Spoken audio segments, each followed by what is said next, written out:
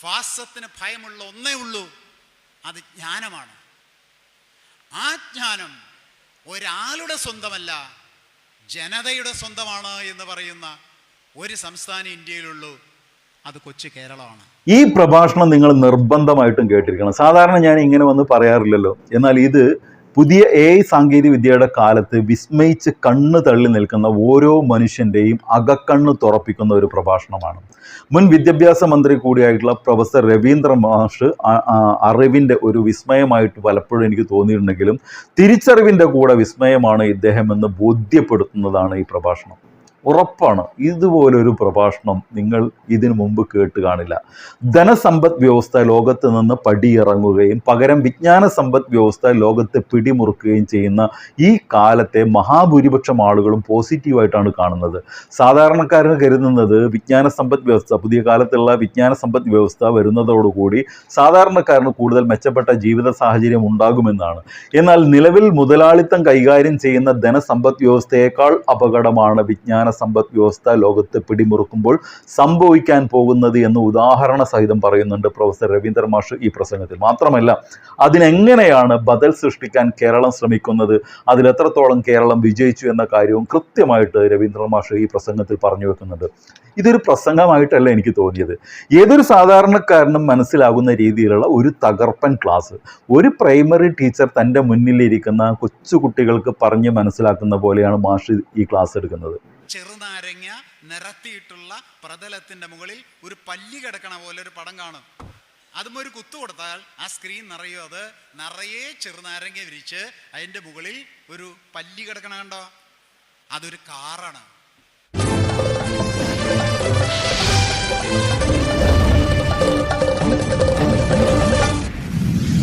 വിജ്ഞാന സമ്പദ്ഘടനയും കേരളവും എന്നുള്ളതാണ് പ്രധാനപ്പെട്ട ആശയം. വിജ്ഞാന സമ്പദ്ഘടന എന്നതിനെ നോളജ് ഇക്കോണമി എന്നാണ് ഇംഗ്ലീഷിൽ പറയുക. Knowledge economy. നോളജ് ഇക്കോണമി എന്ന് പറഞ്ഞാൽ അതിൻ്റെ അർത്ഥം അറിവ് ആസ്പദമാക്കിയിട്ടുള്ള ഒരു സമ്പദ്ഘടന. അറിവ് ഒരു ഉൽപാദന ഉപകരണമായി മാറുകയും അറിവ് സമ്പത്തുണ്ടാക്കാനുള്ള ഉപകരണമായിട്ട് തീരുകയും അതിലൂടെ ഉണ്ടാക്കപ്പെടുന്ന ഉൽപ്പന്നങ്ങൾ നോളജ് ക്യാപിറ്റൽ എന്ന് പറയുന്ന ഒരു പുതിയ മൂലധന സങ്കല്പത്തിൽ പ്രവർത്തിക്കുകയും ചെയ്യുകയാണ്. കാർഷിക സമ്പദ്ഘടന എന്ന് പറഞ്ഞാൽ കാർഷിക ഉൽപ്പന്നങ്ങളാൽ വികസിപ്പിക്കപ്പെട്ട സമ്പദ്ഘടന ആണ് അതിൻ്റെ അർത്ഥം. കാർഷിക ഉപകരണങ്ങളാണ് അവിടെ പ്രധാനപ്പെട്ട ഉൽപ്പാദന ഉപകരണങ്ങൾ. കാർഷിക ഉൽപ്പന്നങ്ങളാണ് പ്രധാനപ്പെട്ട ചരക്കുകൾ. അതിലൂടെ ഉണ്ടാകുന്ന സമ്പദ്ഘടനയാണ് കാർഷിക സമ്പദ്ഘടന. വ്യവസായ സമ്പദ്ഘടന എന്ന് പറയുന്നത് കാർഷിക സമ്പദ്ഘടനയ്ക്ക് ശേഷം വ്യാവസായിക ഉൽപ്പന്നങ്ങൾക്ക് പ്രാധാന്യം നൽകി വ്യാവസായിക ഉൽപ്പന്നങ്ങളാൽ വികസിച്ചു വരുന്ന കമ്പോളത്തെ ആസ്പദമാക്കിയ സമ്പദ് വ്യവസ്ഥയാണ് വ്യാവസായിക സമ്പദ് വ്യവസ്ഥ. അതും കഴിഞ്ഞു. നമ്മളിപ്പോൾ നിലനിൽക്കുന്നത് സാങ്കേതിക വിദ്യാധിഷ്ഠിത സമ്പദ് വ്യവസ്ഥയിലാണ്. ഇപ്പം പ്രധാനപ്പെട്ടത് സാങ്കേതിക വിദ്യയാണ്, സയൻസ് അല്ല, സാങ്കേതിക വിദ്യ ആണ്. ഇപ്പോൾ കമ്പ്യൂട്ടർ ഏറ്റവും പ്രധാനപ്പെട്ട ഒരു ഉപകരണമാണ്. ഇൻ്റർനെറ്റ് സംവിധാനം അതുപോലെ ഒന്നാണ്. അങ്ങനെ സാങ്കേതിക വിദ്യയ്ക്ക് പ്രാധാന്യമുള്ളതും സാങ്കേതിക വിദ്യ ഉപയോഗിച്ചുണ്ടാക്കുന്ന കമ്പോളത്തിൻ്റെ ഉപകരണങ്ങളും വികസിപ്പിച്ചെടുക്കുന്ന സമ്പദ് വ്യവസ്ഥയെയാണ് സാങ്കേതിക വിദ്യാധിഷ്ഠിത സമ്പദ് വ്യവസ്ഥ എന്ന് പറയുന്നത്. എന്താണോ സമ്പദ് വ്യവസ്ഥയുടെ കേന്ദ്രബിന്ദു, അതനുസരിച്ചാണ് സമ്പദ് വ്യവസ്ഥയ്ക്ക് പേര്. ഒന്ന് കാർഷിക സമ്പദ് വ്യവസ്ഥ, കൃഷിക്ക് പ്രാധാന്യം. രണ്ട് വ്യവസായ സമ്പദ് വ്യവസ്ഥ, വ്യവസായത്തിന് പ്രാധാന്യം. മൂന്ന് സാങ്കേതിക വിദ്യാധിഷ്ഠിത സമ്പദ് വ്യവസ്ഥ, സാങ്കേതിക വിദ്യയ്ക്ക് പ്രാധാന്യം. ഇതൊക്കെ കഴിയാണ്. സാങ്കേതിക വിദ്യാധിഷ്ഠിത സമ്പദ് വ്യവസ്ഥ മാറിക്കൊണ്ടിരിക്കുകയാണ്. നമ്മളിപ്പോൾ ഒരു ട്രാൻസിഷൻ സ്റ്റേറ്റിലാണ്, ഒരു സംക്രമണ ഘട്ടത്തിലാണ്. മാറി പുതിയതായി വരാൻ പോകുന്ന സമ്പദ് വ്യവസ്ഥയുടെ പേരാണ് ഇത്. അതാണ് നോളജ് ഇക്കോണമി, വിജ്ഞാന സമ്പദ് വ്യവസ്ഥ. അവിടെ ഇതിനൊന്നുമല്ല പ്രാധാന്യം, അറിവിനാണ്, നോളജാണ്, ജ്ഞാനത്തിനാണ്, വിസ്ഡത്തിനാണ്. എന്ന് പറഞ്ഞാൽ ഏറ്റവും പ്രധാനപ്പെട്ട ആശയം എന്ന് പറഞ്ഞ് വരാൻ പോകുന്ന സമ്പദ് വ്യവസ്ഥയിൽ അറിവാണ്. വേറൊരു ഭാഷയിൽ പറഞ്ഞാൽ അറിവിനെ ഉപയോഗിച്ചുകൊണ്ടാണ് ഇനി ചൂഷണം നടത്താൻ പോകുന്നത് എന്ന് അർത്ഥം. അറിവാണ് ഏറ്റവും വലിയ ചൂഷണ ഉപകരണമായിട്ട് മാറാൻ പോകുന്നത്. ആ അറിവിൻ്റെ മുകളിൽ ആധിപത്യം സ്ഥാപിക്കാനാണ് സാമ്രാജ്യത്വം ശ്രമിക്കുന്നത്. സ്വാഭാവികമായിട്ടും ഇപ്പോൾ എങ്ങനെയാണ് എന്ന ചോദ്യം മനസ്സിലുണ്ടാവാം. ഇപ്പോൾ ഫിനാൻസ് ക്യാപിറ്റലിനെ ആസ്പദമാക്കിയിട്ടാണ് സമ്പദ് വ്യവസ്ഥ നിലനിൽക്കുന്നത്. ഇപ്പോഴത്തെ ഏറ്റവും വലിയ ചൂഷണ ആയുധം എന്ന് പറയുന്നത് ഫിനാൻസ് ക്യാപിറ്റലാണ്. സാമ്രാജ്യത്വം ഇപ്പോൾ അത് ഏറ്റവും ഷാർപ്പായിട്ടുള്ള ആയുധമായിട്ട് ഉപയോഗിക്കുന്നത് ഫിനാൻസ് ക്യാപിറ്റലാണ്, ധനമൂലധനമാണ്. ഇത് മാറുകയാണ്.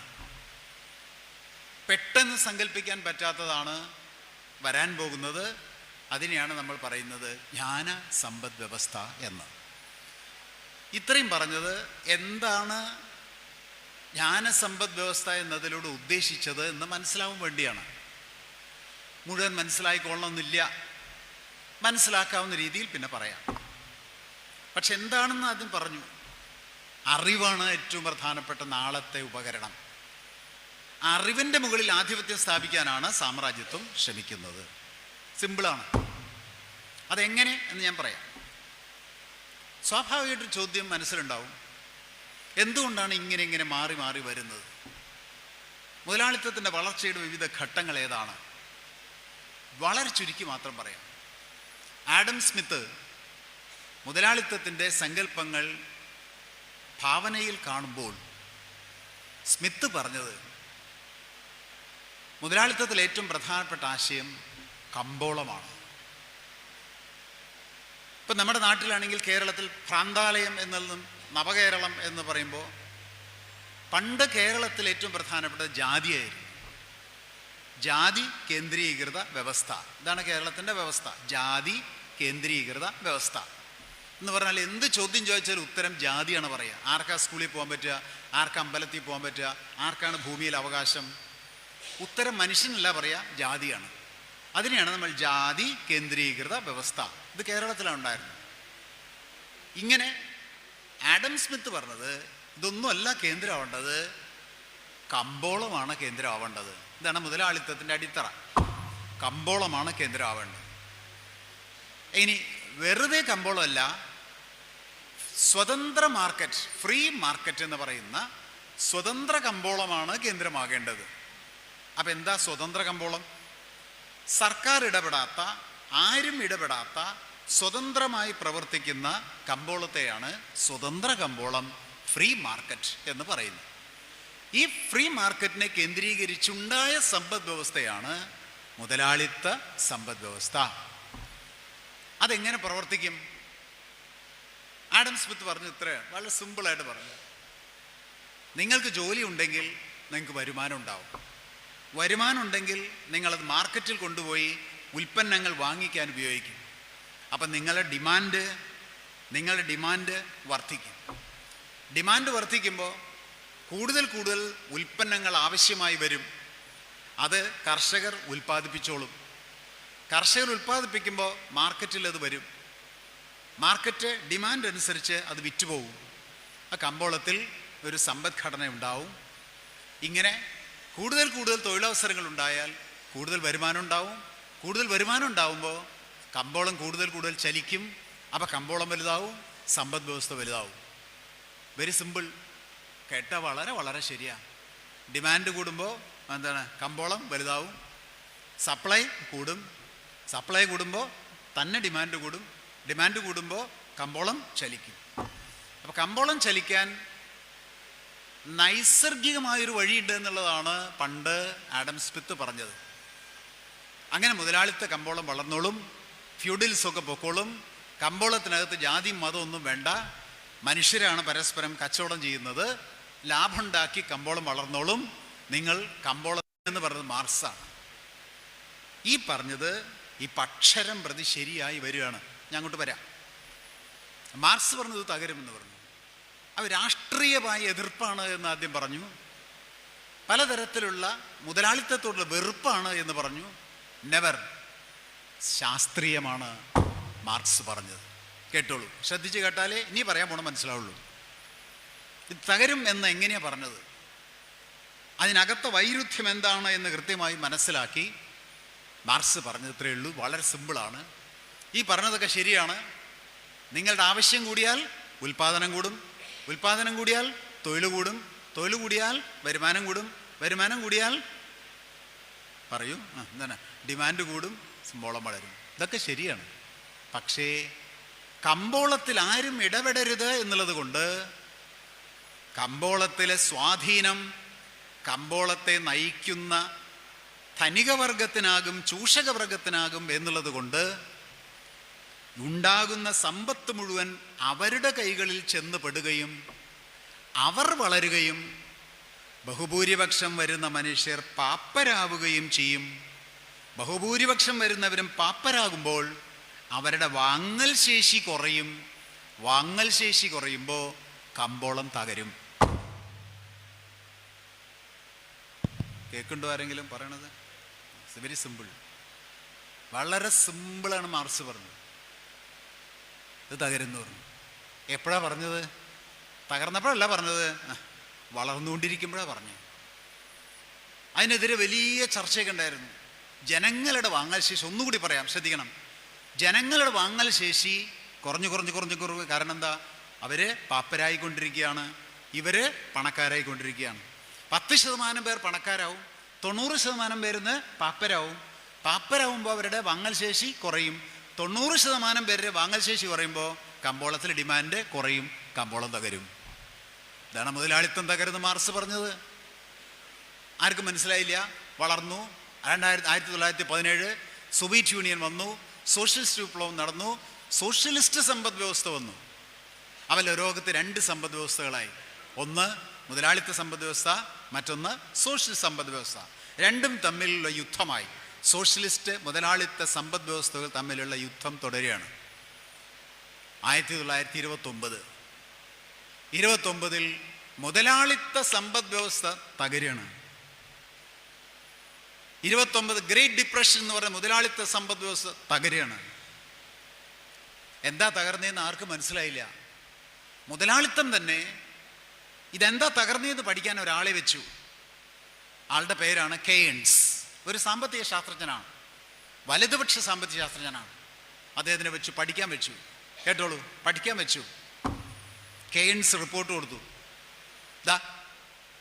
മുതലാളിത്തത്തിന് വളരാൻ ഇനി ഒരൊറ്റ വഴിയുള്ളൂ. അത് വേറൊന്നുമല്ല, പാപ്പരീകരിക്കപ്പെട്ടുകൊണ്ടിരിക്കുന്ന ജനങ്ങൾക്ക് സർക്കാർ പണം കൊടുത്ത് അവരുടെ വരുമാനശേഷി വർദ്ധിപ്പിക്കണം. ഇതാണ് കെയ്ൻസ് പറഞ്ഞത്. അവിടെ ശ്രദ്ധിച്ചവർക്ക് മനസ്സിലായി മാർക്സ് പറഞ്ഞതാ ശരി എന്ന്. എന്താണ് കെയ്ൻസ് സ്ഥാപിക്കുകയാണ്. കേൾക്കുന്നുണ്ടോ? തല ഒന്ന് ഇടയ്ക്ക് കുലിക്കിയാൽ എനിക്ക് മനസ്സിലാവും. എന്താണ് കേൾക്കണ്ടോ? മാർക്സ് പറഞ്ഞതാ ശരി എന്ന്. ആരാ പറഞ്ഞത്? മാർക്സിസ്റ്റുകാരല്ല പറഞ്ഞേ. മുതലാളിത്ത സമ്പദ് വ്യവസ്ഥയുടെ അർത്ഥശാസ്ത്രജ്ഞ വിദഗ്ധനായ കെയ്ൻസ് ആണ് പറഞ്ഞത്. ജനങ്ങളുടെ വാങ്ങൽ ശേഷി കുറഞ്ഞ് അവർ പാപ്പരായതുകൊണ്ടാണ് സമ്പദ് വ്യവസ്ഥ തകർന്നത്. അതുകൊണ്ട് സ്വതന്ത്ര മാർക്കറ്റ് എന്നത് ഇനി പറ്റില്ല, സർക്കാർ ഇടപെട്ട രീതിയിലുള്ള മാർക്കറ്റ് വേണം. അങ്ങനെ സർക്കാർ ഇടപെട്ട് പാവപ്പെട്ടവർക്ക് പണം കൊടുത്ത് വാങ്ങൽ ശേഷി വർദ്ധിപ്പിച്ച് കമ്പോളത്തെ വളർത്തണം എന്നുള്ള നിർദ്ദേശമാണ് കെയ്ൻസ് ലോകത്തിന് മുന്നിൽ വെച്ചത്. ഇത് മുതലാളിത്തം അംഗീകരിക്കുകയാണ്. ഇത് മുതലാളിത്തം അംഗീകരിക്കുകയാണെന്ന് പറഞ്ഞതിൻ്റെ അർത്ഥം മാർക്സിനെ മുതലാളിത്തം അംഗീകരിച്ചു എന്ന് തന്നെയാണ്, വേറൊന്നുമല്ല. മാർക്സ് പറഞ്ഞാൽ ശരി. ജനങ്ങളുടെ വാങ്ങൽ ശേഷി നശിച്ചു, അതുകൊണ്ട് കമ്പോളം തകർന്നു. ഇതന്നെയാണ് മാർക്സും പറഞ്ഞത്. അപ്പം മുതലാളിത്തം ജനങ്ങൾക്ക് പണം കൊടുക്കാൻ സർക്കാർ ഇടപെടാനുള്ള സംവിധാനം ഉണ്ടാക്കി. അതിനുവേണ്ടിയാണ് IMF, ലോകബാങ്ക് ഒക്കെ വന്ന് സർക്കാരുകൾക്ക് പണം കൊടുക്കാനുള്ള സംവിധാനം ഉണ്ടാക്കി. സർക്കാർ ജനങ്ങൾക്ക് പണം കൊടുത്തു, പൊതുമേഖലാ സംവിധാനം വന്നു, ജനങ്ങൾക്ക് ആനുകൂല്യങ്ങൾ കൊടുത്തു, ജനങ്ങളുടെ കയ്യിൽ പണം ഉണ്ടായി. പണം ഉണ്ടായതോടുകൂടി കമ്പോളം വളർന്നു. കമ്പോളം വളർന്നു, മുതലാളിത്തം വീണ്ടും വളരുകയാണ്. 1939 മുതൽ 1960 വരെയുള്ള കാലഘട്ടം മുതലാളിത്തത്തിൻ്റെ സുവർണ കാലഘട്ടമാണ്. സുവർണ കാലഘട്ടം. കാരണം എന്താ? ജനങ്ങളുടെ വാങ്ങൽ ശേഷി കുറയുമ്പോഴേക്കും സർക്കാർ ജനങ്ങൾക്ക് പണം കൊടുക്കും, ജനങ്ങളുടെ വാങ്ങൽ ശേഷി വർദ്ധിപ്പിക്കും, ജനങ്ങളുടെ ഡിമാൻഡ് കൂടും, ഡിമാൻഡ് കൂടുമ്പോൾ സാധനങ്ങൾ കൂടുതൽ വിറ്റഴിയും, കൂടുതൽ വളരും. മുതലാളിത്തം വളർന്നു. വളർന്നു എന്ന് മാത്രമല്ല, ശാസ്ത്ര സാങ്കേതിക വിദ്യകളും വളർന്നു. പ്രൊഡക്ഷൻ കൂടി, വ്യവസായങ്ങൾ കൂടി, സാങ്കേതിക വിദ്യ കൂടി. മുതലാളിത്തം അങ്ങ് പൂവ് വിരിയുന്ന പോലെ അങ്ങ് വിരിഞ്ഞ് ഫ്ലറിഷ് ചെയ്ത് ലോകത്തെ ഏറ്റവും ഉയർന്ന തലത്തിലെത്തുകയാണ്. അങ്ങനെ പോയിക്കൊണ്ടിരിക്കുമ്പോഴും നോക്കണേ, അങ്ങനെ വളർന്നുകൊണ്ടിരിക്കുമ്പോഴും ലോകത്തെ ഏറ്റവും വലിയ സമ്പദ് വ്യവസ്ഥ എന്ന രീതിയിൽ മുതലാളിത്ത സമ്പദ് വ്യവസ്ഥ വളർന്നുകൊണ്ടിരിക്കുമ്പോഴും മാർക്സിസ്റ്റുകാർ പറഞ്ഞു ഈ നിൽക്കുന്ന സമ്പദ് വ്യവസ്ഥയും തകരും എന്ന് പറഞ്ഞു. ഇതും തകരും എന്ന് പറഞ്ഞു. കേവല രാഷ്ട്രീയ ആരോപണമായിട്ടാണ് അത് അന്ന് എടുത്തത്. പക്ഷേ 60 ആയപ്പോഴേക്കും ഫ്രീഡ്മാൻ എന്ന് പറയുന്ന ഒരു സാമ്പത്തിക ശാസ്ത്രജ്ഞൻ പറഞ്ഞു ഈ വിടർന്നു നിൽക്കുന്ന മുതലാളിത്ത സമ്പദ് വ്യവസ്ഥയും തകരുകയാണ് കേട്ടോ എന്ന് പറഞ്ഞു.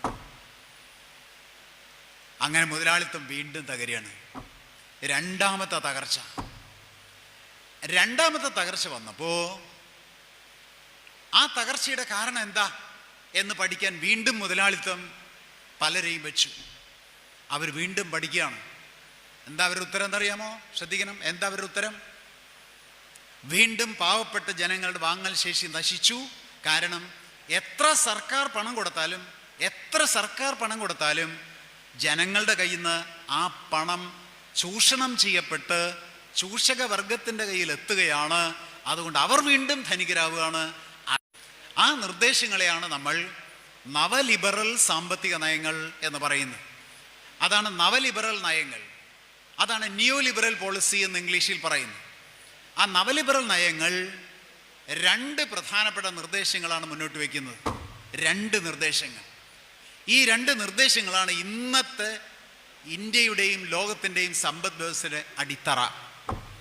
ആ 2 നിർദ്ദേശങ്ങൾ, ഏറ്റവും പ്രധാനപ്പെട്ടത്, ഭരണകൂടം ഇനി ഒരു മേഖലയിലും ഇടപെടരുത്. എവിടെയെല്ലാം ഇടപെട്ടിരുന്നോ അവിടെ നിന്നെല്ലാം ഭരണകൂടം പിൻവലിയണം. വിഡ്രോവൽ ഓഫ് ദ ഗവൺമെൻറ് എന്ന് ഇംഗ്ലീഷിൽ പറയും. സർക്കാർ പിൻവലിയുക. അതായത് സ്വതന്ത്ര കമ്പോളം എന്ന് ആഡം സ്മിത്ത് വിഭാവനം ചെയ്തതാണ് ശരി. ഇടയ്ക്ക് കയറി കേൺസ് ആണ് ഭരണകൂടം ഇടപെടണമെന്ന് പറഞ്ഞത്. അവിടെയാണ് തെറ്റിയത്. അതുകൊണ്ട് എല്ലാ മേഖലയിൽ നിന്നും ഭരണകൂടം പിൻവലിയണം എന്ന് 2 പേർ, Margaret താച്ചറും Ronald റീഗനും നിർദ്ദേശിക്കുകയാണ്.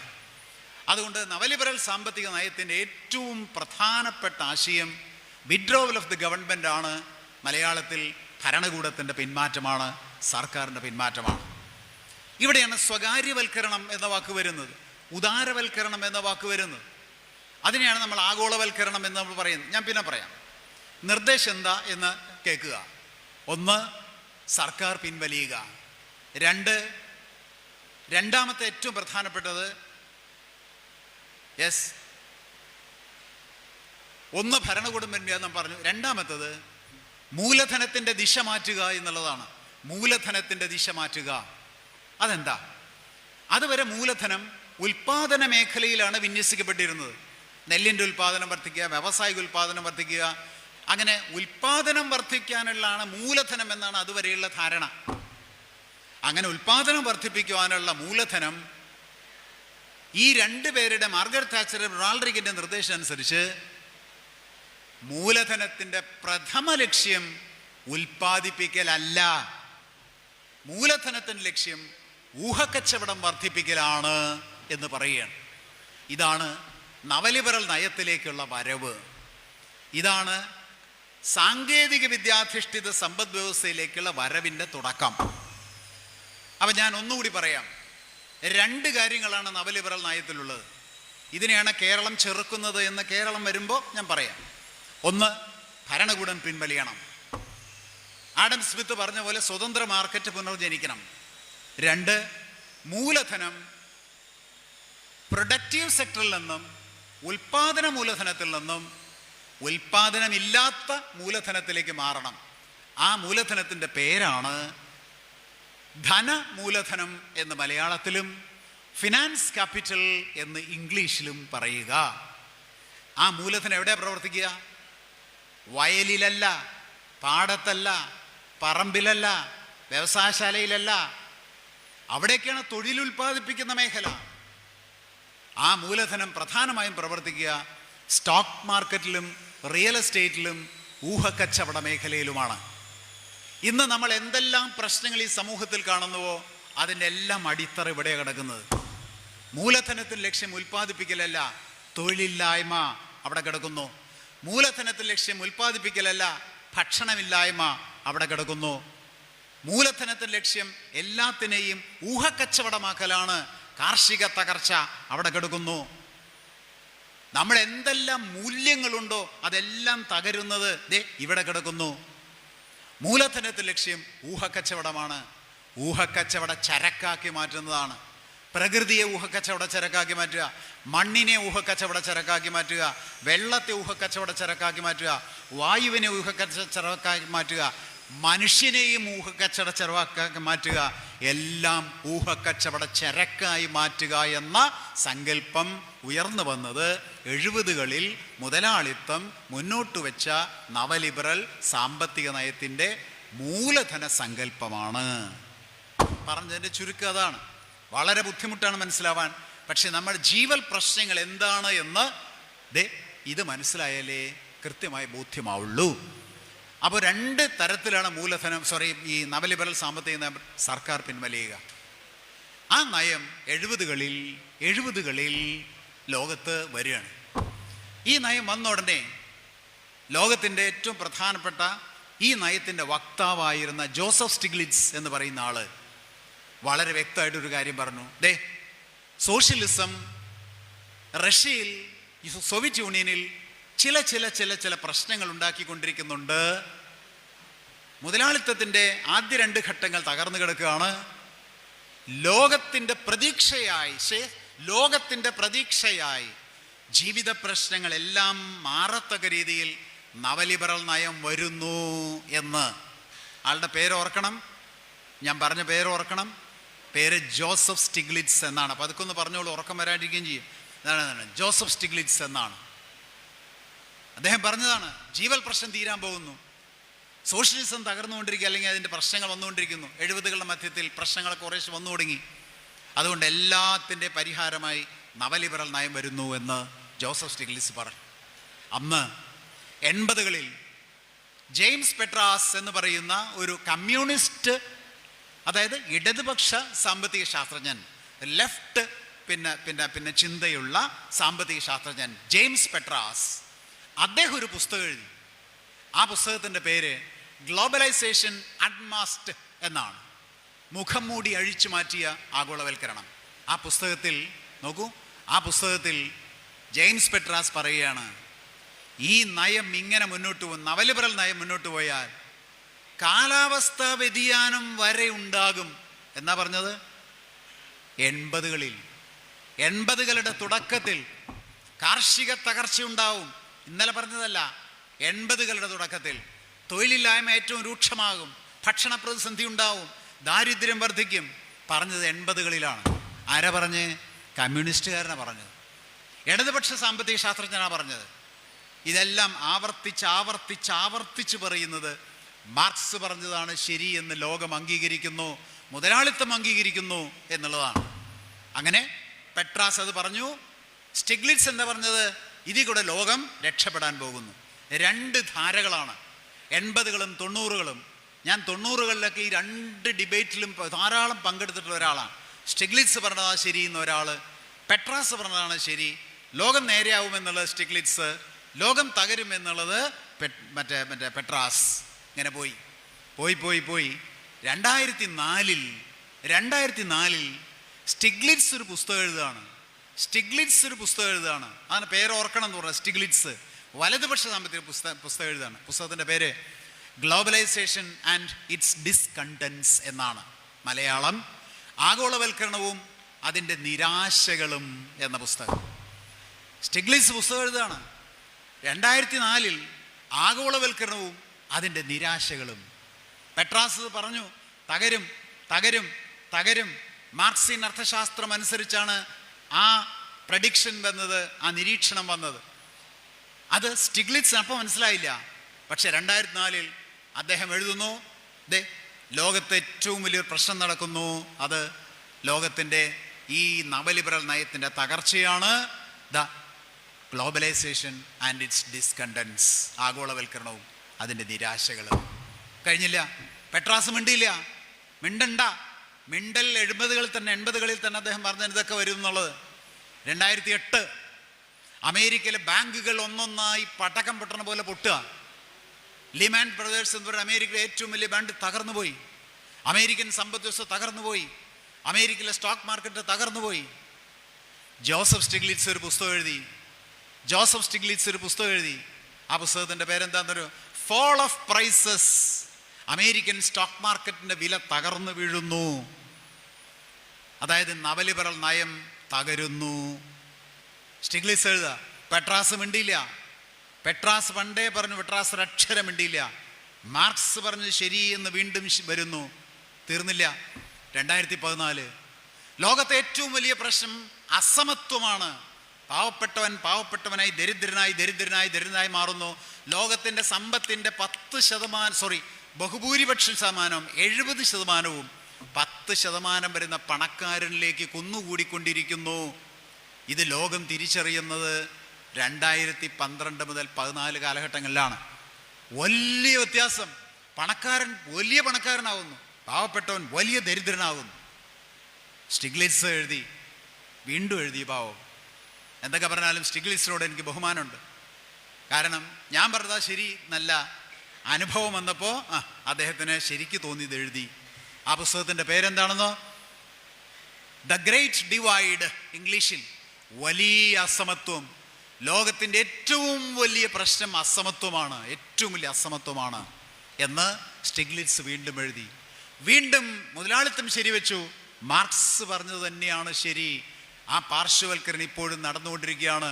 The great divide എന്ന 2024 എത്തിക്കഴിഞ്ഞു. ഇവിടെ 2024 എത്തിയപ്പോഴേക്കും ജോസഫ് സ്റ്റിഗ്ലിറ്റ്സ് ഒരു പുസ്തകം കൂടി എഴുതി. ആ പുസ്തകത്തിൻ്റെ പേര് റോഡ്സ് ടു ഫ്രീഡം എന്നാണ്. Roads to freedom. ആ പുസ്തകത്തിൽ സ്റ്റിഗ്ലിറ്റ്സ് പറയാണ്, മുതലാളിത്തത്തിന് ഇനി മുന്നോട്ട് പോകാൻ പറ്റില്ല. മുതലാളിത്തം തകർന്നു കിടക്കുകയാണ്, സമ്പദ് വ്യവസ്ഥ തകർന്നു കിടക്കുകയാണ്.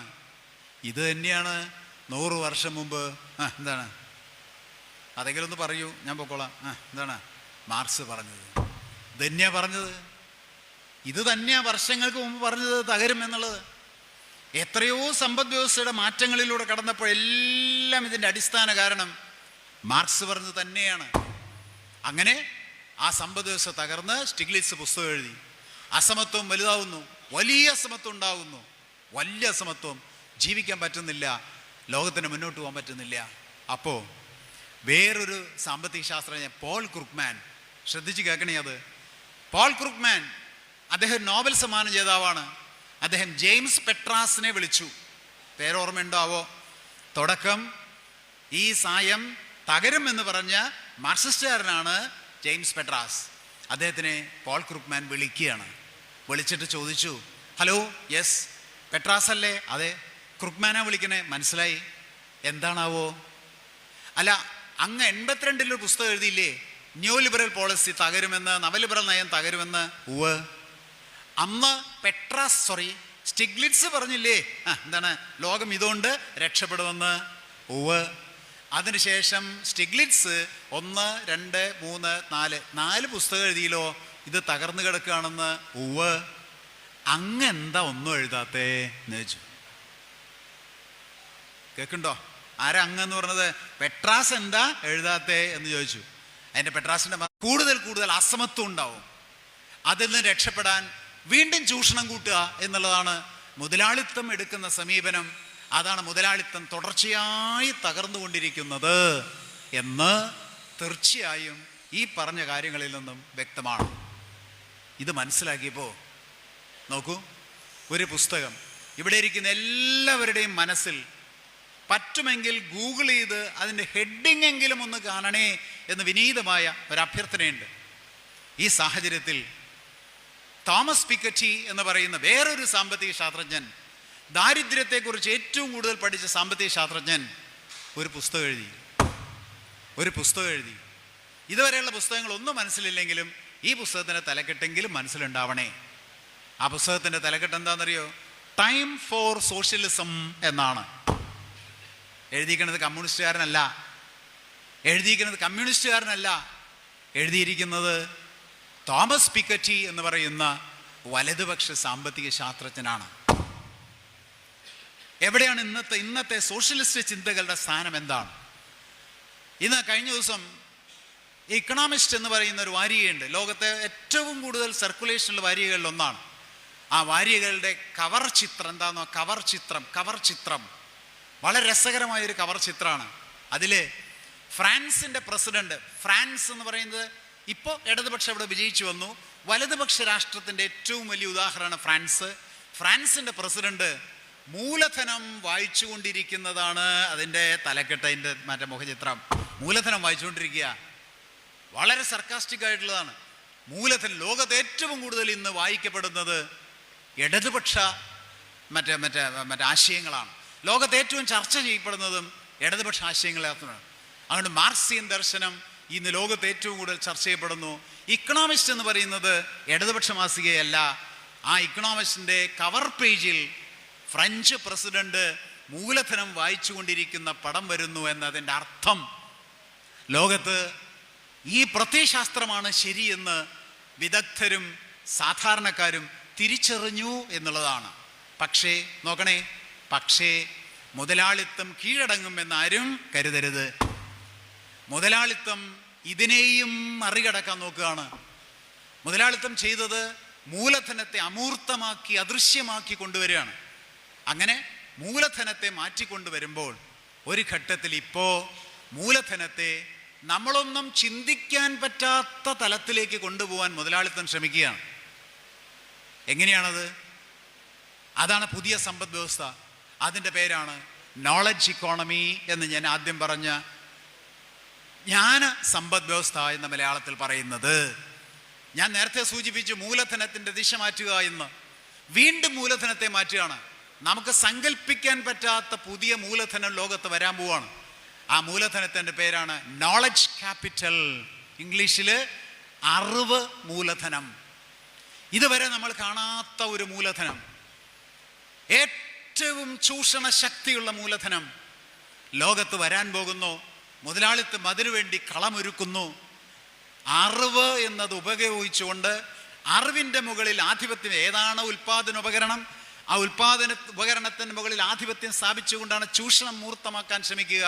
വരാൻ പോകുന്ന ഏറ്റവും വലിയ ഉൽപാദന ഉപകരണം അറിവാണ്, ജ്ഞാനമാണ്. അതിൻ്റെ മുകളിൽ ആധിപത്യം സ്ഥാപിച്ച് അത് ഏറ്റവും വലിയ ചൂഷണ ഉപകരണമാക്കി മാറ്റി ലോകത്തെ മുഴുവൻ ചൂഷണം ചെയ്യാനുള്ള വലിയ ശ്രമത്തിലാണ് മുതലാളിത്തം. ആ വരാൻ പോകുന്ന സമ്പദ് വ്യവസ്ഥയുടെ പേരാണ് ജ്ഞാന സമ്പദ് വ്യവസ്ഥ. അവിടെ കൈക്കോട്ടല്ല, വെട്ടുകത്തിയല്ല, ട്രാക്ടറല്ല, കമ്പ്യൂട്ടറല്ല. അവിടെ ഏറ്റവും വലിയ ഉൽപാദന ഉപകരണം, ഏറ്റവും വലിയ ചൂഷണ ഉപകരണം അറിവാണ്. അതെങ്ങനെ എന്ന് പറയും കുറേ കൂടി ടെക്നിക്കലാണ്, കുറേ കൂടി പെട്ടെന്ന് മനസ്സിലാവില്ല. എല്ലാം ഈ അറിവിലൂടെ കീഴ്പ്പെടുത്താൻ, അറിവിനെ പാറ്റന്റ് നയങ്ങളിലൂടെ സ്വന്തമാക്കാൻ ശ്രമിക്കുകയാണ്. സ്വന്തം അറിവ് ആരുടെ സ്വന്തമാണ്? അറിവ് ഞങ്ങളുടെ സ്വന്തമാണ്, കോർപ്പറേറ്റുകളുടെ സ്വന്തമാണ്, സാമ്രാജ്യത്തിൻ്റെ സ്വന്തമാണ്. ഇതുപയോഗിച്ചാണ് നിങ്ങളുടെ ജീവിതം മുന്നോട്ട് കൊണ്ടുപോകേണ്ടത്. മൂലധനത്തിനേക്കാൾ അപകടകാരിയായ മൂലധനം വരുന്നു. അതിൻ്റെ പേരാണ് നോളജ് ക്യാപിറ്റൽ. ആ നോളജ് ക്യാപിറ്റൽ ഉപയോഗിച്ച് ചൂഷണം ചെയ്യപ്പെടാൻ പോകുന്ന ഒരു കാലഘട്ടം നാളെ വരാൻ പോവുകയാണ്. വളരെ സിമ്പിളാണ്. ആരോഗ്യരംഗത്ത്, വിദ്യാഭ്യാസ രംഗത്തൊക്കെ ചടുലമായ മാറ്റങ്ങളാണ് വരാൻ പോകുന്നത്. ചടുലമായ മാറ്റങ്ങൾ അറിവ് ഉപയോഗിച്ച്. നിങ്ങളുടെ കയ്യിൽ പിന്നെ എന്താണ് സ്മാർട്ട് ഫോൺ ഉണ്ടെങ്കിൽ 1 മിനിറ്റ് തയ്യാറാവെന്ന് വെച്ചാൽ ഞാൻ ഒരു അത്ഭുത പ്രതിഭാസം കാണിച്ചു തരാം. തയ്യാറാവുമോ നിങ്ങൾ? ആരെങ്കിലും ഉണ്ടെങ്കിൽ മതി, അല്ലെങ്കിൽ എനിക്ക് ആവശ്യമില്ല. ഉണ്ടോ കയ്യിൽ? ഒന്ന് എടുക്കാമോ മാഷേ? ആ ഫോണൊന്ന് എടുക്കും എല്ലാവരും ഒന്ന്. എന്നാൽ ആധുനിക പഠന രീതി അതാ, ഒരുറക്കം മാറുകയും ചെയ്യും. ഇന്ന് കാണണ്ടേ എന്താ വരാൻ പോണ കാര്യം എന്നുള്ളത്. നോളജ് ക്യാപിറ്റൽ എന്ന് പറയുന്നത് എവിടേക്കാണ് പോകുന്നത് എന്നറിയാൻ താല്പര്യമുള്ളവർ മതി കേട്ടോ, എനിക്ക് നിർബന്ധമൊന്നുമില്ല, ഞാൻ പഠിച്ചിട്ടുള്ളതാണ്. എടുത്തോ? അതിൽ ഗൂഗിൾ ഒന്ന് എടുക്കൂ. സമയം പോകുന്നുണ്ട്, പെട്ടെന്ന് എടുക്കൂ. ഗൂഗിൾ എടുക്കുക, എടുത്തോ? അതിൽ എടുത്തോ? വേഗം എടുക്കൂ. അതിൽ മോളിക്യുലാർ കാർ എന്ന MOLECULAR മോളിക്യുലാർ CAR കാർ ഒന്ന് അടിച്ചു നോക്കൂ. പറ്റാവുന്നൊരടുത്തിരുന്ന് അടിച്ച് കാണിച്ചു കൊടുത്താലും മതി. നോളജ് ക്യാപിറ്റൽ ഒരു ഉപകരണത്തെ കുറിച്ച് ഞാൻ പറയണത്. സമയമുണ്ടെങ്കിൽ നാളെ വൈകുന്നേരം വരെ കാണിച്ചു തരാം എന്താണെന്നുള്ളത്, എന്താ വരാൻ പോണേ. നമ്മൾ ആലോചിച്ചിട്ട് ചിന്തിച്ചിട്ടില്ല വരാൻ പോകുന്ന വലിയ അറിവിൻ്റെ ലോകം, ചൂഷണാധിഷ്ഠിതമായ അറിവിൻ്റെ ലോകം. കേരളം പ്രതികരിക്കുന്ന എങ്ങനെയാണെന്ന് കാണിച്ചു തരാം. കണ്ടുവോ? മോളിക്യുലാർ കാർ അടിച്ചോ? MOLECULAR molecular CAR car MOLECULAR കിട്ടിയ? Molecular CAR. എൻ്റെ ഇടതുവശത്ത് ചെറുനാരങ്ങ നിരത്തിയിട്ടുള്ള പ്രതലത്തിൻ്റെ മുകളിൽ ഒരു പല്ലി കിടക്കണ പോലെ ഒരു പടം കാണും. ഒന്നിങ്ങനെ കാണിച്ചു അല്ല, കണ്ടോ? നോക്കിയവർക്ക് കിട്ടിയിട്ടുണ്ടാവുമോ? കണ്ട? അതും ഒരു കുത്തു കൊടുത്താൽ ആ സ്ക്രീൻ നിറയും. അത് നിറയെ ചെറുനാരങ്ങ വിരിച്ച് അതിൻ്റെ മുകളിൽ ഒരു പല്ലി കിടക്കണ കണ്ടോ? ചിലർ പുച്ഛമായിട്ട് അത് നോക്കിയിരുന്ന് ഞാൻ കാണണ്ടേ, മനസ്സിലാവുണ്ട്. അത് കണ്ടുവോ? മനസ്സിലായോ? അതൊരു കാറാണ്, വരാൻ പോകുന്നൊരു കാറാണ്. വരാൻ പോകില്ല, അത് കണ്ടുപിടിച്ചു. നോബൽ സമ്മാനം കിട്ടിക്കഴിഞ്ഞു. ഇതിന് നോബൽ സമ്മാനം കിട്ടിയ കണ്ടുപിടുത്താണ്. അതൊരു കാറാണ്, കാർ. അതിൻ്റെ വലിപ്പം നോക്കൂ, ഇങ്ങോട്ട് നോക്കൂ. അതിൻ്റെ വലിപ്പം തലമുടി നാരിൻ്റെ 1000-1. കേട്ടില്ല? തലമുടി നാരിൻ്റെ 1000-1 അതിൻ്റെ വലിപ്പം. അതിന് 4 ചക്രം പോലെ തോന്നണില്ലേ? 4 ചക്രം പോലെ കറുത്തത് കാണാണ്ടോ മാഷേ? കാണാണ്ടോ? ആ 4 ചക്രത്തിന് പകരം 1 ചക്രമാക്കാനുള്ള ഗവേഷണം നടന്നുകൊണ്ടിരിക്കുക. അത് വിജയിച്ചാൽ ഉണ്ടാകാൻ പോകുന്ന കാറിൻ്റെ വലിപ്പം തലമുടി നാരിൻ്റെ 10,000-1. നീളത്തിലാണ് പറഞ്ഞത്, വണ്ണം. ഒരു തലമുടി നാരിൻ്റെ വണ്ണത്തിൻ്റെ 10,000-1 അതിൻ്റെ വലിപ്പം വരാൻ പോണേ. നാളത്തെ കാറത്. നോളജ് ഇക്കോണമിയിലെ ഏറ്റവും ഉപകരണങ്ങളിൽ ഒന്ന്, ഏറ്റവും എളുപ്പമുള്ളത് ഞാൻ കാണിച്ചു തന്നേ ഉള്ളൂ. കേൾക്കുന്നുണ്ടോ? മനസ്സിലാവുണ്ടോ? അത് ഇതാണ് ഈ കാറ്. ഇതെന്തിനാ ഉപയോഗിക്കണമെന്നറിയോ? എന്തിനാ സംഭവം ഉപയോഗിക്കണേ? നോക്കൂ, അതെത്ര ചെറുതാണെന്ന് മനസ്സിലായില്ലേ? നമ്മുടെ ശരീരത്തിലുള്ള ഈ രോമകൂപങ്ങളുടെ ഇടയ്ക്കുള്ള ഹോട്ടയിൽ കൂടിയാണ് വിയർപ്പ് പുറത്തു വരിക. അതിനേക്കാൾ ചെറുതായി car. Nano technology, genetic engineering, microbiology, ഇതെല്ലാം ചേർന്നതാണ്. അതിൻ്റെ സയൻസ് ഒന്നും ഞാൻ പറയുന്നില്ല. Perfect blend of all technologies ആണ്. അതിൻ്റെ ഉള്ളിൽ കൂടെ അങ്ങോട്ട് കടത്തിവിടും. ഈ ഓട്ടയിൽ കൂടെ അങ്ങോട്ട് കടത്തും. ഒരു തുള്ളി രക്തം പൊടിയില്ല, ഈ ഓട്ടയിൽ കൂടെ അതങ്ങോട്ട് കടക്കും. കടന്നാൽ ശരീരത്തിൽ റിമോട്ട് ഉപയോഗിച്ച് 80 കിലോമീറ്റർ സ്പീഡിൽ ഓടും. അങ്ങനെ ഓടി എവിടെയെങ്കിലും ഒരു ക്യാൻസറിൻ്റെ സെല്ലുണ്ടെങ്കിൽ സ്പെസിഫിക് ആയിട്ട് അതിൻ്റെ തീരത്ത് ചെന്ന് അതവ നിൽക്കും. നിന്നാൽ JCB പോലെ അവൻ പൊങ്ങിയാൽ ഇനി ഞാൻ പറയണ്ട, ആ സെല്ലിനെ പറയൂ, ആ സെല്ലിനെ ഇങ്ങ് ചുരണ്ടി എടുത്തു കഴിഞ്ഞാൽ അത് ടിപ്പറായിട്ട് മാറും. അതുകൊണ്ട് ഈ ചുരണ്ടി എടുത്ത സാധനം പിറകിലേക്ക് ഇട്ടാൽ അത് അതേ സ്പീഡിൽ വന്ന് ഈ ഓട്ടയിൽ കൂടെ പുറത്ത് വന്ന് ഇനിയെങ്കിലും ഒന്ന് പറയും, എന്താണ് അത് പുറത്ത് കളി. എവിടേക്കാ പോണേന്ന് മനസ്സിലാക്കിക്കോളൂ. എവിടേക്കാ ലോകം പോണേന്ന് മനസ്സിലാക്കിക്കോളൂ. ഇപ്പം എന്താ പ്രശ്നം? നല്ലതല്ലേ എന്ന് ചിലരുടെ മുഖം കാണാറ്. നല്ലതല്ലടോ, മനസ്സ് തോന്നുന്നുണ്ട്. ശരിയാ, നല്ലതാണ്. പക്ഷെ ഈ അറിവിൻ്റെ മുകളിൽ പാറ്റൻ്റ് എടുക്കുകയാണ്, ഉടമാവകാശം എടുക്കുകയാണ്, വേൾഡ് പാറ്റൻ്റ് നിയമങ്ങൾ മാറുകയാണ്. അങ്ങനെ എടുത്തു കഴിഞ്ഞാൽ ഇത് നമുക്ക് ഉപയോഗിക്കാമെന്നുള്ളത് ശരിയാണ്. പക്ഷെ ഓരോ ഉപയോഗത്തിനും പണം കൊടുക്കണം. നിങ്ങൾ ഉപയോഗിക്കണ്ട എന്ന് പറഞ്ഞാൽ നമുക്കിട്ട് ഉപയോഗിക്കാനും പറ്റില്ല. അവൻ്റെ സ്വന്താണ് അറിവ്, അവൻ്റെ സ്വന്താണ്. അറിവ് അവൻ്റെ സ്വന്താണ്. ഈ ടെക്നോളജി സാധനം നമ്മൾ പൈസ കൊടുത്ത് മേടിച്ചാലും, ഈ ടെക്നിക്കുള്ളൊരു ഉപകരണം കാശ് കൊടുത്ത് മേടിച്ചാലും അത് പ്രയോഗിക്കണമെങ്കിലും ഉപയോഗിക്കണമെങ്കിലും അവൻ്റെ അനുവാദം വേണ്ടി വരും. ഇതൊന്നും ഇപ്പോൾ മനസ്സിലാവില്ല. അതിനെയാണ് അറിവിൻ്റെ കുത്തക എന്ന് പറയുന്നത്. അറിവിൻ്റെ കുത്തക. ഈ അറിവിൻ്റെ കുത്തക വെച്ചുകൊണ്ട് ആരെയും ചൂഷണം ചെയ്യാൻ പറ്റില്ല. തന്നെ അതിന് ടെക്നോളജി കണ്ടോ, ഇതിനെ വെല്ലാനുള്ള ടെക്നോളജി ഇപ്പോൾ ആരോഗ്യരംഗത്തില്ല. ഇത് വന്നുകൊണ്ടിരിക്കുകയാണ്. ഇങ്ങനെ ഞാൻ പറഞ്ഞു, നാളെ വെളിച്ചാവുന്നവർ ഓരോന്ന് കാണിച്ചു തരാം. ഇതൊക്കെ നമ്മുടെ ഇതിൻ്റെ ഉള്ളിലുണ്ട്. ആധുനിക ഇപ്പം പറഞ്ഞത് അറിവ് ലോകത്തിൽ ഏറ്റവും വലിയ നല്ലതാണ്. പക്ഷേ അത് ചിലരുടെ സ്വന്തമാക്കി പാറ്റൻ്റ് എടുത്ത് അതുപയോഗിച്ച് ചൂഷണം ചെയ്ത് സമ്പത്ത് ഉണ്ടാക്കാൻ തുനിയുന്ന സമ്പദ് വ്യവസ്ഥയാണ് ഇവിടെ പേരിട്ടിട്ടുള്ള നോളജ് ഇക്കോണമി, അറിവിൻ്റെ സമ്പദ് വ്യവസ്ഥ, ജ്ഞാന സമ്പദ് വ്യവസ്ഥ. ഞാൻ അത്രേ പറയുള്ളൂ. ഞാൻ സമയമില്ല. കേരളത്തിലേക്ക് വരിക. കേരളം ഭ്രാന്താലയത്തിൽ നിന്നും നവകേരളത്തിലേക്ക്, നവകേരള സങ്കല്പത്തിലേക്ക് എത്തുക. നവകേരളമായിട്ടില്ല, നവകേരളത്തിലേക്ക് പോവുക. ഭ്രാന്താലയത്തിൽ നിന്നും മനുഷ്യ കേന്ദ്രീകൃത വ്യവസ്ഥയിലേക്ക് വരവിനെയാണ് നവോത്ഥാനം എന്ന് പറയുന്നത്. നവോത്ഥാനം എന്ന് പറയുന്നത് മാനവികതയുടെ ജ്വലനമാണ്. മാനവികത ജ്വലിച്ചപ്പോഴാണ് മനുഷ്യനാണ് കേന്ദ്രം, ജാതിയല്ല കേന്ദ്രം എന്ന സമൂഹത്തിന് ബോധ്യമായത്. അതിലൂടെയാണ് മതനിരപേക്ഷ കേരളം വളർന്നു വന്നത്. വീണപൂവ് എന്ന കവിത എഴുതിയത് പൂവിൻ്റെ വീഴ്ചയ്ക്ക് പോലും വേദനയുണ്ട് എന്ന് മനസ്സിലാക്കാനും മനുഷ്യൻ്റെ വേദനകൾക്കെല്ലാം പിന്നിൽ പലതരത്തിലുള്ള നൊമ്പരമുള്ള ആശയങ്ങളുണ്ട് എന്ന് മനസ്സിലാകുന്നത്. അങ്ങനെ നമ്മൾ വളർന്നു. ചുരുക്കി പറയാണ്, മതനിരപേക്ഷ കേരളം വളർന്നു.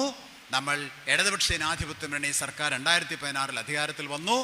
നവകേരളം എന്ന ആശയം നമ്മൾ സ്വപ്നം കാണുന്നു. നവകേരളം ആശയം സ്വപ്നം കാണുന്നു. നവകേരളത്തിൽ ഏറ്റവും പ്രധാനപ്പെട്ട കാര്യം ശ്രദ്ധിക്കണേ, ജ്ഞാന സമ്പദ് വ്യവസ്ഥയുടെ പ്രതിരോധം തീർക്കുന്നു എന്നുള്ളതാണ്. ഈ ജ്ഞാന സമ്പദ് വ്യവസ്ഥയ്ക്ക് ഒരു ചെറിയ പ്രതിരോധം മോഡൽ കേരളത്തിലുണ്ടാവുന്നു. ലോകം മുഴുവൻ നിറഞ്ഞു നിൽക്കുന്ന ഇടതുപക്ഷ പ്രതിരോധമാണത്. ഞാൻ ഇതുവരെ ലോകത്ത് അത്തരത്തിലുള്ള ഈ നോളജ് ഇക്കോണമിക്ക് പ്രതിരോധമായി ഒരു മോഡലും ഞാൻ കണ്ടിട്ടില്ല. ഇല്ല എന്നല്ല എൻ്റെ അർത്ഥം, ഞാൻ കണ്ടിട്ടില്ല, ഞാൻ മനസ്സിലാക്കിയിട്ടില്ല എന്നേ ഉള്ളൂ. ഈ പറയുന്ന അപകടകരമായ അറിവിനെ ഉപയോഗിച്ച് ചൂഷണം ചെയ്യാൻ പോകുന്ന ഒരു കാലഘട്ടത്തിനെ പ്രതിരോധിക്കാൻ കൊച്ചു കേരളം മാത്രം ഒരു കൊച്ചു മോഡലിനെ ഉണ്ടാകുന്നു. ഇതാണ് വിഷയം. ആ കാലത്തെയാണ് നമ്മൾ നവ കേരളം എന്ന് പറയുന്നത്. നവകേരളം, നവ ലോക സമ്പദ് വ്യവസ്ഥയെ ചെറുക്കാനൊന്നും പറയാൻ പറ്റില്ല. പകരമായി ഒരു നവവ്യവസ്ഥ കൊണ്ടുവരുമ്പോൾ അത് നവകേരളമായിട്ട് മാറുകയാണ്. എന്താ അത്? ലളിതമാണ്, വെരി സിമ്പിൾ, പക്ഷെ ശാസ്ത്രീയമാണ്. ഇത്രയേ ഉള്ളൂ. നോക്കൂ, കേരളത്തിൽ 2016 മുതൽ നമ്മൾ ആരംഭിച്ചത് പൊതുവിദ്യാഭ്യാസ സംരക്ഷണ യജ്ഞമാണ്. എന്തിനാത് ആരംഭിച്ചേ? എന്തിനാ? പൊതുവിദ്യാഭ്യാസത്തെ സംരക്ഷിക്കാനാണ്. ശ്രദ്ധിക്കണം, പൊതുവിദ്യാഭ്യാസം സംരക്ഷിക്കാനാണ്. അതായത് വിദ്യാഭ്യാസ രംഗത്ത് ഭരണകൂടം ഇടപെടണമെന്ന് ഉറപ്പാക്കാനാണ്. ന്യൂ ലിബറൽ പോളിസി പറഞ്ഞപ്പോൾ ശ്രദ്ധിച്ചിട്ടുണ്ടോ എന്ന് എനിക്കറിയില്ല. ന്യൂ ലിബറൽ പോളിസിയുടെ ആദ്യത്തെ ഘടകം എന്താണ്? സർക്കാർ പിൻവലിയുക, ഭരണകൂടം പിൻവലിയുക. കേരളത്തിൽ പറയൂ, ഭരണകൂടം, ഞാൻ ഡാൻസ് കളിക്കാന്നല്ലാണ്ട് എന്താ കാര്യമില്ല. ഭരണകൂടം കേരളത്തിൽ എന്താണ്? ഇടപെടുക. കണ്ട, ഭരണകൂടം കേരളത്തിൽ ഇടപെടുക. അല്ലാണ്ട് കുറച്ച് ഏതെങ്കിലും സ്കൂളിനെ ഒന്ന് നിർത്തുക എന്ന് മാത്രമല്ല, അതൊക്കെ അതിൻ്റെ ഏറ്റവും അവസാനത്തെ ഭാഗങ്ങളാണ്. ഫിലോസോഫിക്കലായിട്ട്, ദാർശനികമായിട്ട് എങ്ങനെയാണ് പ്രതിരോധമാകുന്നത്? ഭരണകൂടം ഇടപെടുകയാണ്. ഭരണകൂടം ഇടപെടുക, പൊതുവിദ്യാഭ്യാസ സ്ഥാപനങ്ങളെ നിലനിർത്തുക. പോരാ, പൊതുവിദ്യാഭ്യാസത്തെ ജനകീയമാക്കുക. സർക്കാർ ഇടപെട്ടാൽ മാത്രം പോരാ, അത് ജനകീയമാക്കുക. സർവകലാശാലകളെ ജനകീയമാക്കുക. അത് തകർക്കാൻ അപ്പോൾ BJP സർക്കാർ ഇപ്പോൾ ശ്രമിച്ചുകൊണ്ടിരിക്കുന്നത് ഗവർണറെ ഉപയോഗിച്ചുകൊണ്ട് സർവകലാശാലകളിൽ വൈസ് ചാൻസലർമാരെ നിയമിച്ച് ഈ ജനകീയതയെ തകർക്കാൻ നോക്കുകയാണ്. അത് പൊളിറ്റിക്സ് വേറെയാണ്. അപ്പം ജനങ്ങൾ കംപ്ലീറ്റ് സർവകലാശാല ജനകീയമാക്കുക, വിദ്യാഭ്യാസ ജനകീയമാക്കുക. അതിൻ്റെ അർത്ഥം നോക്കൂ, അവസാനിക്കുകയാണ്. അതിൻ്റെ അർത്ഥം കേരളത്തിൽ ജ്ഞാനോൽപാദന മേഖല, അതാണ് വിദ്യാഭ്യാസ മേഖല. ജ്ഞാനോൽപാദന മേഖല എന്ന് പറയുന്നത് വ്യവസായമോ അല്ലെങ്കിൽ ഇതൊന്നുമല്ല. ജ്ഞാനോൽപാദന മേഖല ഏതാണ്? വിദ്യാഭ്യാസ മേഖലയാണ്. ജ്ഞാനോൽപാദന മേഖല സമ്പൂർണമായും ജനകീയമായാൽ, നോക്കൂ, സമ്പൂർണമായും ജനകീയമായാൽ ഈ നാട്ടിൽ സർവകലാശാലകളിൽ നിന്നും ഉൽപ്പാദിപ്പിക്കുന്ന ആശയങ്ങൾ പൊതുവിദ്യാലയങ്ങളിലൂടെ, ജനകീയ വിദ്യാലയങ്ങളിലൂടെ ജനങ്ങളുടെ മുഴുവൻ മനസ്സിലും എത്തിച്ചാൽ അറിവ് കുത്തകയായി മാറില്ല. കേട്ടില്ല? കേൾക്കുന്നുണ്ടോ? എന്താ കുത്തക എന്ന് പറഞ്ഞ അർത്ഥം? എൻ്റെ സ്വന്തമാണ്, അതിനെയാണ് കുത്തക. കേരളത്തിൽ വിദ്യാഭ്യാസമാണ് ആശയത്തെ ഉൽപ്പാദിപ്പിക്കുന്നത്. എന്ത് വിദ്യാഭ്യാസ? പൊതുവിദ്യാഭ്യാസം പോരാ, ജനകീയ വിദ്യാഭ്യാസം. ആശയം ഉൽപ്പാദിപ്പിക്കുന്നത് എവിടെ എത്തണത്? ജനങ്ങളിലെത്തുന്നു. ജനങ്ങളിലെത്തിയാൽ വിദ്യാഭ്യാസം മാത്രമല്ല, ജ്ഞാനോൽപാദനവും ജനകീയമായി. ജ്ഞാനോൽപാദനം ജനകീയമായാൽ ഈ ഉൽപ്പാദിപ്പിക്കപ്പെടുന്ന ജ്ഞാനത്തിൻ്റെ ഉടമ ജനതയായി, ജനങ്ങളായി. അവിടെ കുത്തകയായി അറിവ് മാറാൻ ഇടമില്ല. ഇങ്ങനെയാണ് വിദ്യാഭ്യാസം പോകേണ്ടതെന്ന് ലോകത്തെ പഠിപ്പിക്കുന്നത് കേരളമാണ്. ഉണ്ടാകുന്ന അറിവ് ഒരാളുടെ കുത്തകയല്ല, ഒരു സമൂഹത്തിൻ്റെ മൊത്തം അറിവാണ് നാളെ ഒരു ജ്ഞാനമായിട്ട് മാറുന്നത്. അത് ഒരാളുടെ സ്വന്തമല്ല, അത് ജനങ്ങളുടെ സ്വന്തമാണ്, അത് ജനകീയമാണ്. ജനങ്ങളുടേതാണ് അറിവ്, ജനങ്ങളുടേതാണ് ജ്ഞാനം എന്ന് വരുമ്പോൾ കുത്തകവൽക്കരിക്കാൻ സാധ്യമല്ല. ഈ ആശയം ലോകത്തിന് നൽകുന്നത് നമ്മളാണ്. അറിവ് കുത്തകയല്ല. പറഞ്ഞ പോരാ. നിങ്ങളുടെ നാട്ടിൽ അറിവ് എന്താ ചെയ്യുന്നത് എന്നുള്ള ഉത്തരം ഞാൻ ഇവിടെ പറഞ്ഞത്. സർവകലാശാലകളും ഇതിനെ മറികടക്കാനാണ് പറയുന്നതാണ് സർവകലാശാലകളെയൊക്കെ എന്താണ് കേന്ദ്രീകരിച്ച് കൈപ്പിടിയിൽ ഒതുക്കാൻ ശ്രമം നടക്കുന്നത്. ഫാസിസത്തിന് ഒന്നിനെ ഭയമുള്ളൂ.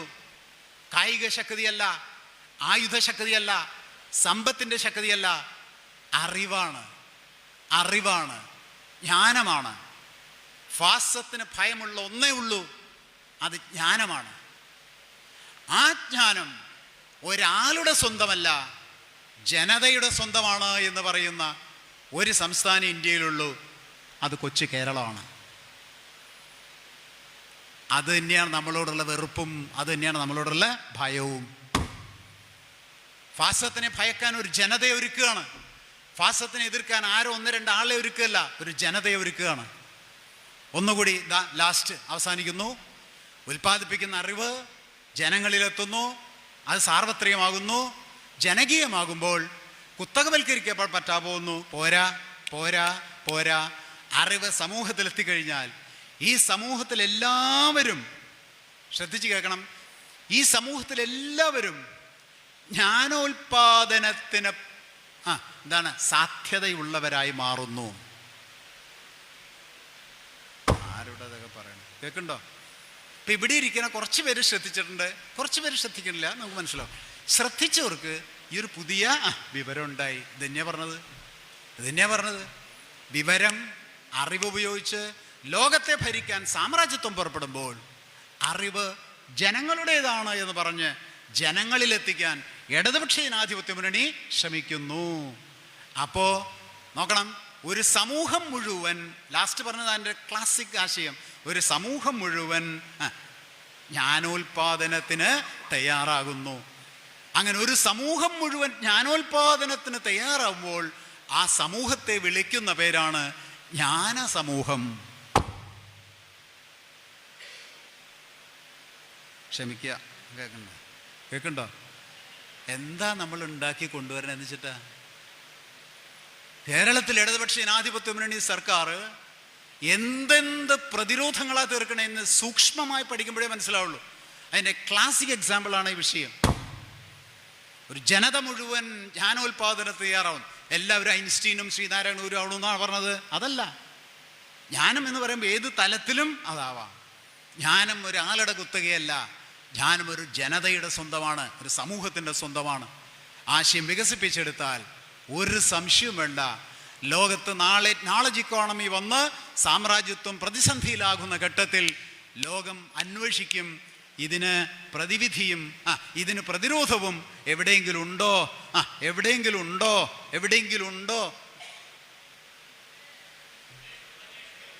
അത് കേരളത്തിലാണെന്ന് പറയേണ്ടി വരും. നോക്കിക്കോളൂ. ഇപ്പം ചിലർ ശ്രദ്ധിച്ചിട്ടില്ല, പക്ഷേ ആ കാലം വരുമ്പോൾ ഈ പ്രസംഗം ഓർത്തോളൂ. ലോകം എവിടെയാണ് ശ്രദ്ധിക്കാൻ പോകുന്നതെന്ന് ഒരു കാര്യം കൂടി ഉറപ്പ് പറയാം, ഇങ്ങനെ ഉണ്ടാക്കുന്ന നോളജ് ഇക്കോണമിയും തകരും. അത് എന്തടിസ്ഥാനത്തിലാ? മാർക്സ് പറഞ്ഞ മുതലാളിത്ത സമ്പദ് വ്യവസ്ഥയുടെ വൈരുദ്ധ്യം അനുസരിച്ച് അതും തകരും. അപ്പോൾ ആശ്രയിക്കാനും പറയൂ എന്താണ് മനസ്സിലാക്കാനും ഒരു ചെറിയ ബിംബമേ ഉണ്ടാവുള്ളൂ. കേരളത്തിൻ്റെ ജ്ഞാന സമൂഹമാകും. ഇത് സമൂഹത്തിലെത്തിക്കാൻ വേണ്ടിയാണ് ഈ സെമിനാർ സംഘടിപ്പിച്ചത്. നിർത്തുന്നു. അഭിവാദനം. മറ്റൊരു വീഡിയോ ആയിട്ട് വരുന്നവരെല്ലാവർക്കും ഗുഡ് ബൈ.